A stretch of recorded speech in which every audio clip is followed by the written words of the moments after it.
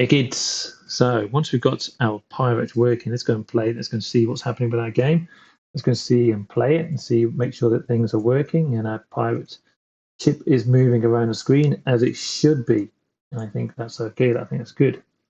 What we're going to do now is just make sure that our pirate ship stays on the screen, because this is very annoying. Because if it goes off the screen or it gets shot, and if you lose your pirate ship, it's going to be quite annoying if you lose it. So let's go and get my sprites and make sure that it stays on the screen.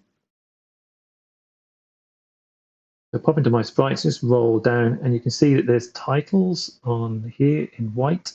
And as you move around, it's in effects. So set my sprite to stay on screen. So grab this one, go and drop it underneath my pirate.